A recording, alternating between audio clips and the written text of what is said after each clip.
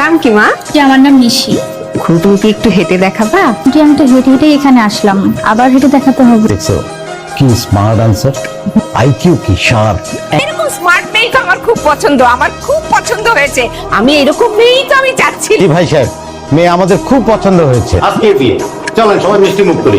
এই কাজের ছেলে, তুমি দাঁড়ায় আছো এখানে, দেখলো না এখানে শুভ কাজের কথা হচ্ছে? এই সবাইকে মিষ্টি সার্ভ করো। ভাই সাহেব, আপনি একটু ভুল করতেছেন। ও কিন্তু হ্যাঁ, বুঝতে পেরেছি ভাই সাহেব, আপনি আপনার কাজের লোককে খুব আদর যত্নে রাখেন। আরে আমিও তো আমার কাজের ছেলেকে আদর যত্নে রাখি। এই ছেলে, কখন থেকে দাঁড়িয়ে আছো? মিষ্টি দিতে বলছি, মিষ্টি দিচ্ছ কেন? আমার কাজের ছেলে এরকম বেয়াদবি করলে থাপড়ায় দাঁত ফেলে দিতাম।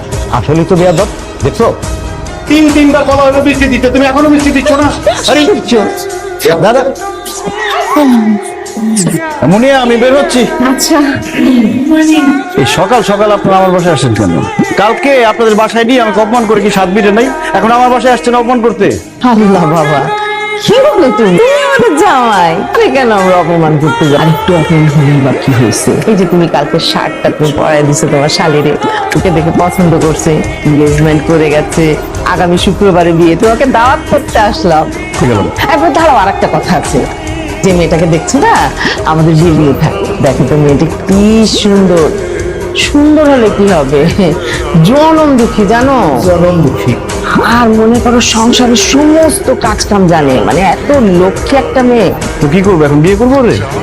রাস্তার তো কি বলো তুমি, বিয়ে কেন করবে? ওর তো স্বামী আছে, মানে হাজবেন্ড আছে, কিন্তু ভালো না জানো, সারাক্ষণ ওর সাথে খারাপ ব্যবহার করে, হিংসা ভান করে, মারধর করে।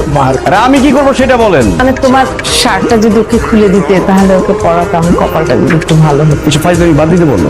আমার অফিসে দেরি হলে আজকে চাকরি থাকবে না। কালকে কিন্তু দেরি করে গেছি, আবার স্যান্ডো গেঞ্জি পরে গেছি, সবাই আজে বাজে কথা বলছে। বাবা রে, মেয়েটা তোমার অনেক সম্মান করে, সবাই সম্মান করে, ভালোবাসে। তুমি ঘোড়ার ডিম ভালোবাসেন আপনারা। কালকে সবার সামনে আমাকে অপমান করলো, কিছুই বলেন নাই কেউ, বুঝে গেলাম। আরে অস্থির হয়ে গেছো কি লিগা? অফিসে যাওয়াই লাগবে। অফিসে যদি একটু দেরিতে যাও, চাকরি যাবো গা, সমস্যা নাই, চাকরি করার দরকার নেই, এখান থেকে আমরা ব্যবসা করবো। তুমি মনে করো সারাদিন খালি শার্ট পরবা আর খুলবা, শার্ট পরবা আর খুলবা, পড়তে কষ্ট হলে পরে খালি শুয়ে শুয়ে দিবা, অসুবিধা নেই।